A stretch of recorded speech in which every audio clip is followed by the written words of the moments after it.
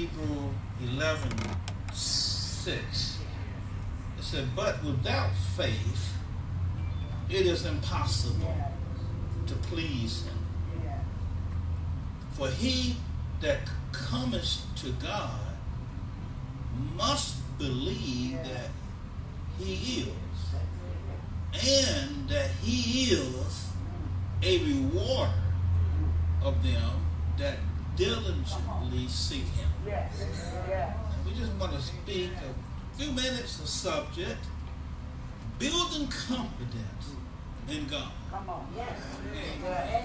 Building confidence in God. Yes. We have to work at it in order to get where we want to be with God.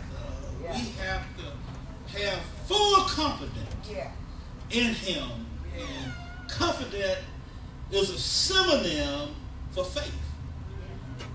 Synonym for trust. Like having full faith in God or fully trusting God. In all aspects of our life, without confidence in God, it is impossible to please him. And with confidence in God, you please God. When you can trust God, you please God. And in order for you to trust God, you must know who he is. Without faith, it is impossible to please him. And for he that comes to God must believe that he is who he is. And that he is a rewarder of them that who diligently seek him. We thought about some people have a lot of faith or a lot of confidence in God. And some have more than others. And Scripture have, I don't know if I talk to you for a little bit here. Scripture have told us about some human beings who had a lot of faith in God. And Scripture have told us about some where they doubted and showed us where their faith had built up in God. And then some just have no faith in God, don't even believe in God, and do everything that they can to keep anybody else from believing in God. You know, I was just thinking about over in the book of Genesis, in the 5th chapter, it talks about a man named Enoch. Now, Enoch is not mentioned a lot in the Bible, but Enoch was a very special and a very peculiar person in the Bible. If you want to look at someone who had tremendous amount of faith in God, probably had more faith in God than any other person that's mentioned in the whole Scripture. And that is Enoch. Now Enoch, just a little bit about him, the Bible tells us that he was Methuselah's father. You know Methuselah. He lived longer than anybody in the history of the world.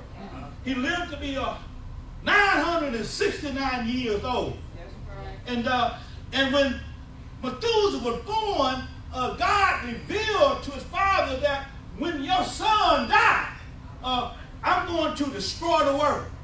In other words, when Methuselah was born, God said that after when he died, he's going to let it rain, and rain was going to destroy the world.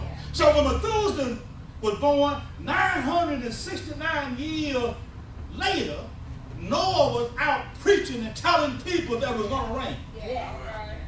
And it rained. But Enoch, the Bible said that after Methuselah was born, that he walked with God another 360 some odd years. And can you imagine person that you are walking around with God. Yeah. And the Bible said that Enoch had so much that he had faith in God. He had confidence in God. He believed in God. He preached God's word. He went out and told everybody about God. And the Bible said he walked with God 360 more years. You know what he did? That he kept on walking and kept on walking with God until he walked right into heaven with God. Enoch and Elisha, the prophet Elisha, is the only two people who did not die. Now somebody will tell you everybody's going to die. Well, I want to tell you today that God has the power to do whatever it is that he wants to do. That is correct. Most everybody died. But the Bible tells us that Elisha, he went up to heaven in a whirlwind. But Enoch, nobody saw him. He just walked into heaven with God. Because of his faith. Because of his confidence in God. There's others there who had great confidence in God. You know, the Bible said that if you have confidence in God like that, is that God is the rewarder to those that who know who he is and those that who have confidence in him. Don't you think that Enoch got reward, that he got a chance to walk into heaven with God? Amen. And in Sunday school this morning, we was in the book of Exodus, the first chapter. And we talked about two women who were midwives. Just plain women. They were midwives. They went up on the high ladder. They weren't known to be friends to God. But the Bible said that they feared God. They put God before man.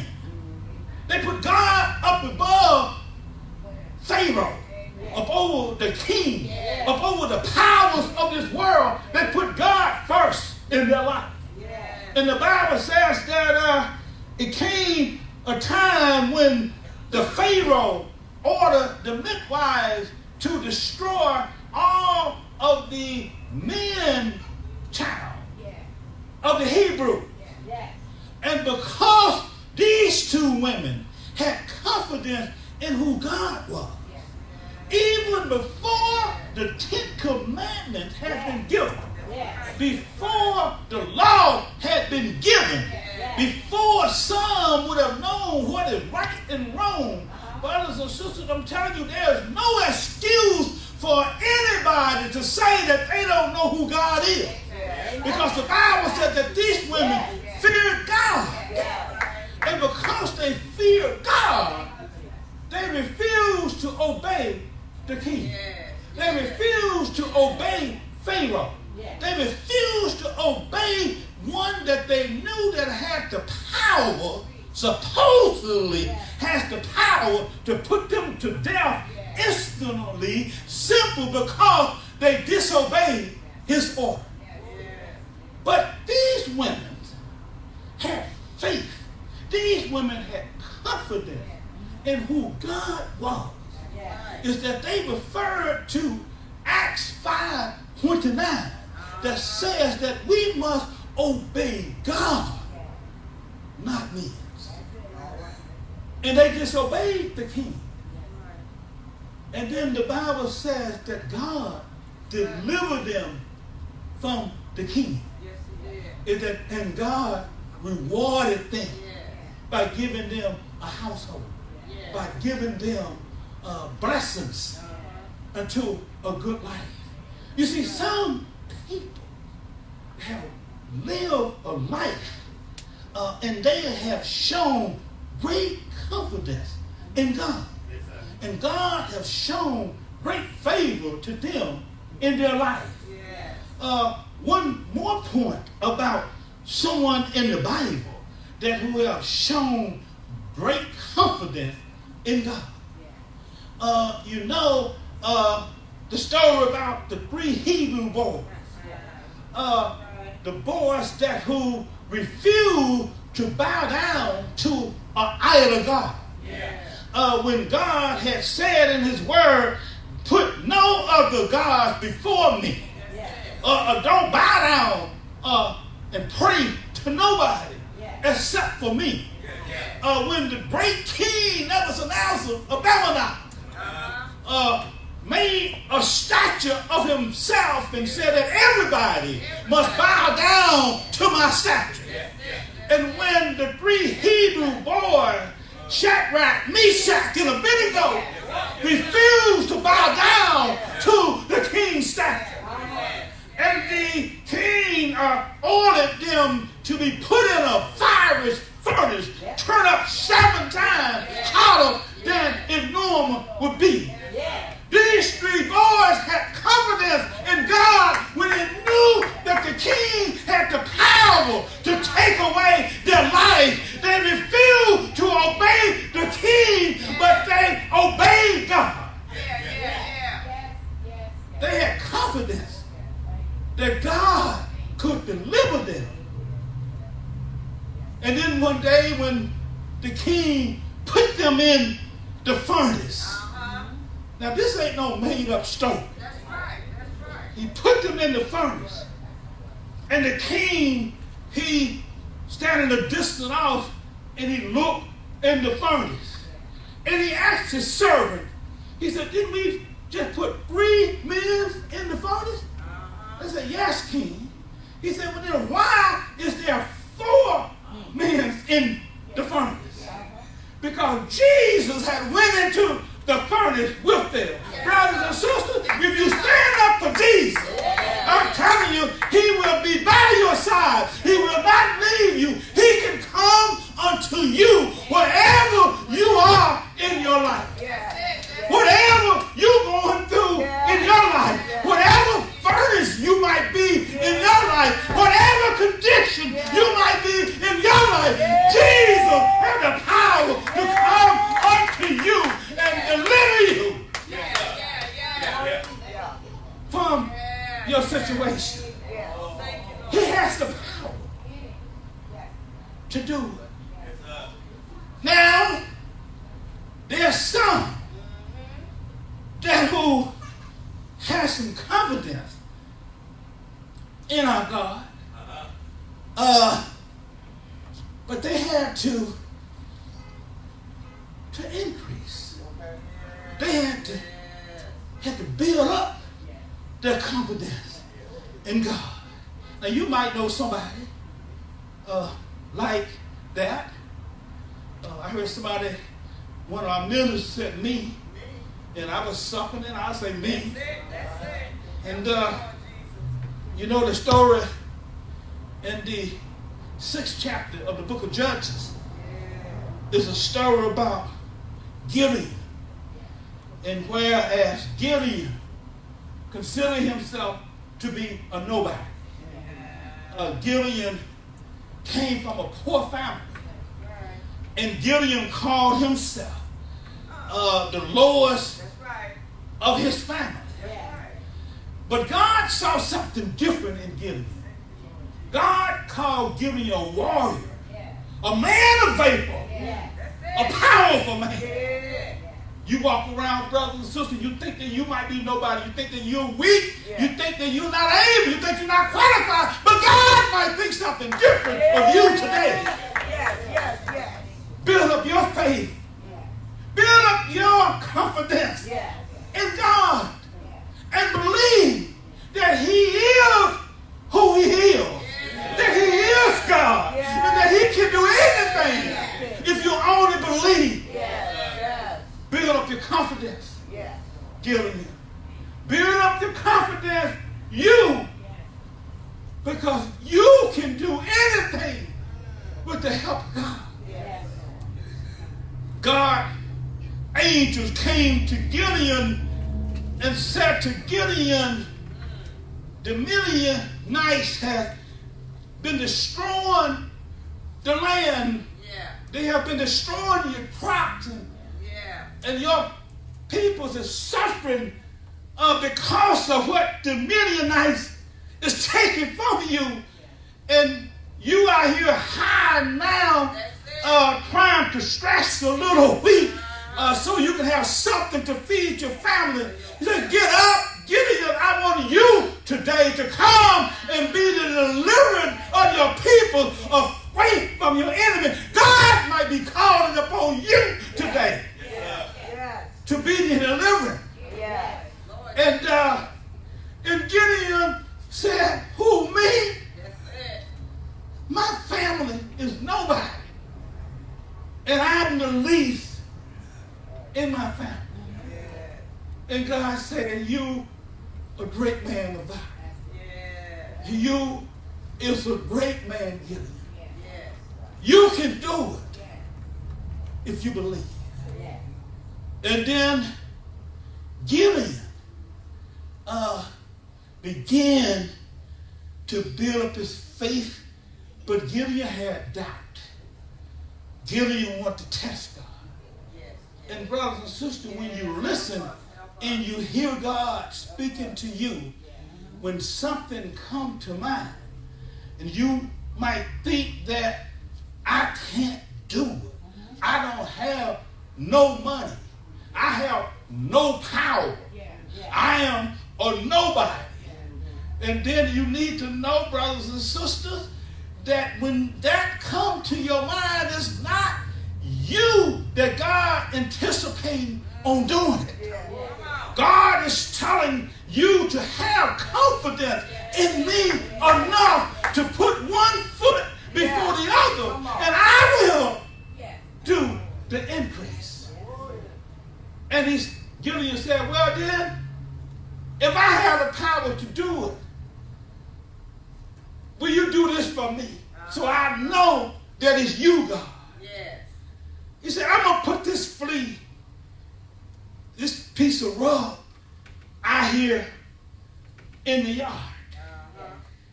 And when I get up in the morning, if this piece of rug, a flea, is wet, and the ground around it is dry, then I'll know that it's you, God. Gideon got up the next morning.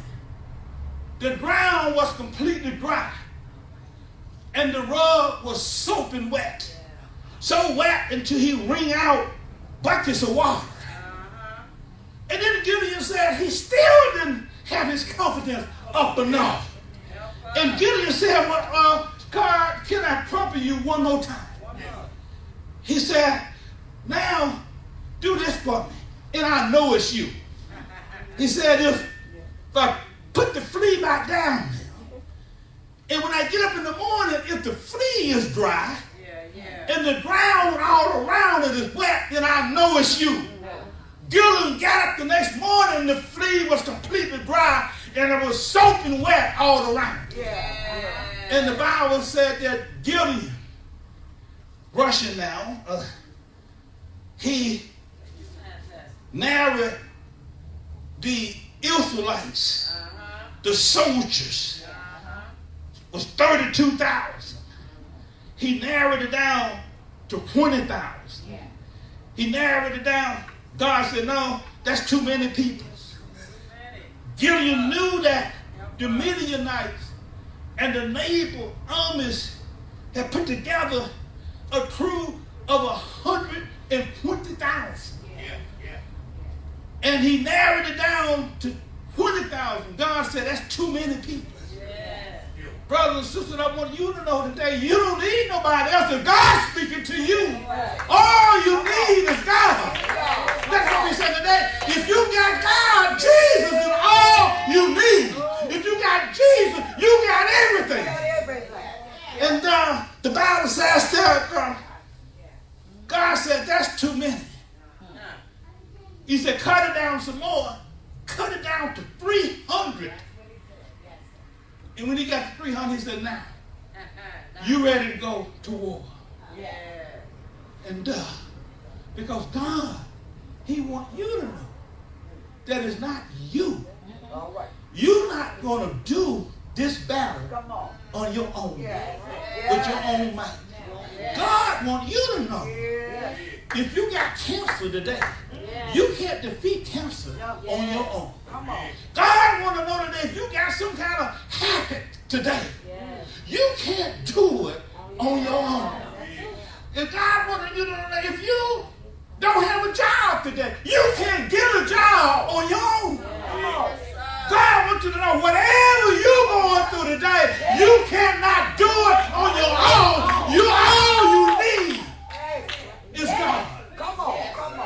And with God, you can do anything. But brothers and sisters, I just stopped by today to tell you that we need to build up our confidence.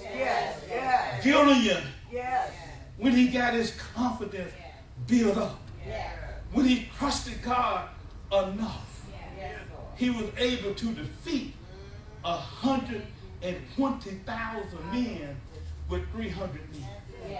And God will do it for you in your life today. He's able to do it today. Now, watch out a little bit here. There's sometimes we are in a position where we have some faith in God, but yet we still doubt God sometimes. Let's take Abraham, the father of faith. Abraham believed in God. He obeyed God in a lot of things. But Abraham, after God told him that he would have a child by his wife Sarah, Abraham still, he doubted God. And brothers and sisters, when we doubt God, we delay our blessing. God told Abraham when he was 75 years old that you is going to have a child by your wife Sarah. But Abraham, he just couldn't understand that. That was too much for Abraham to believe. At his old age, he's going to have a child.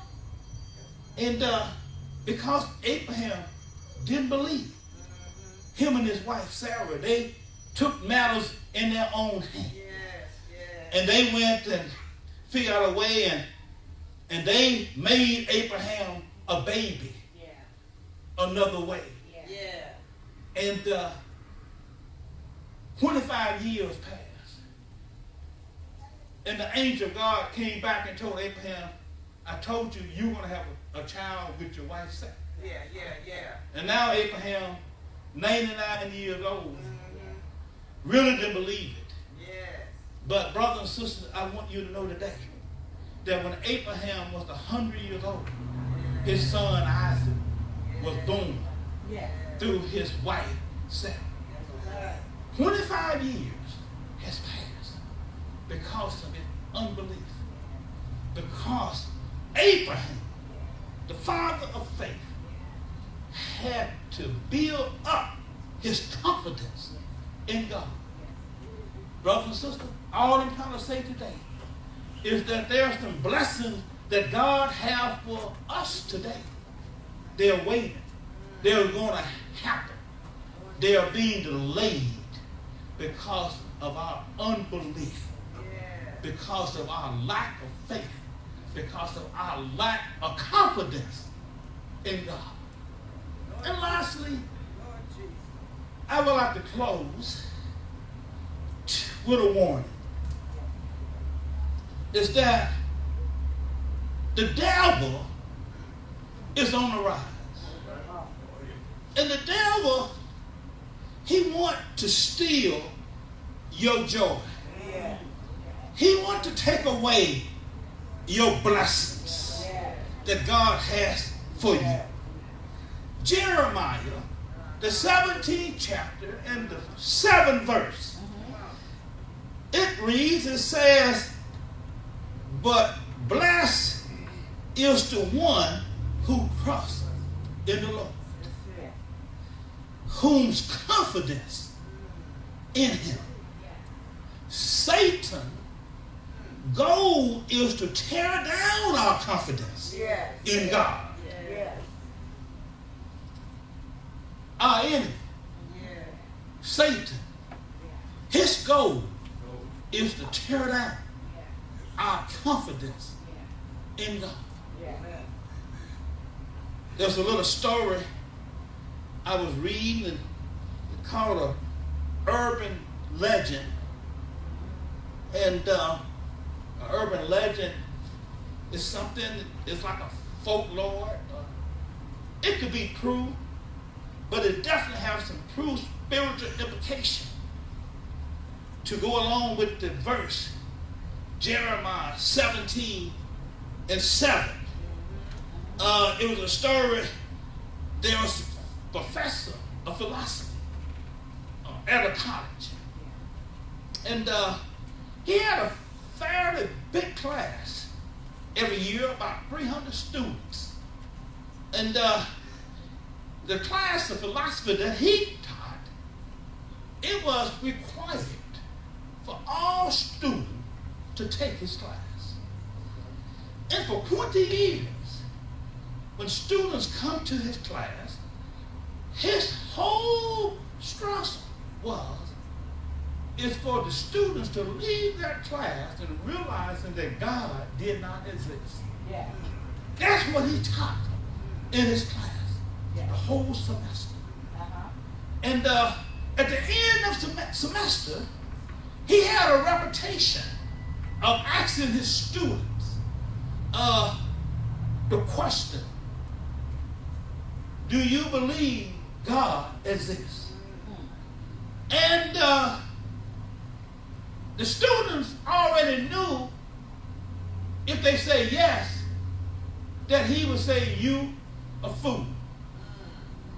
And at the end of the class, for 20 years in a row, at the end of the semester, he asked the question, do you believe God exists? And no student had the courage to stand up to say that they believe God exists.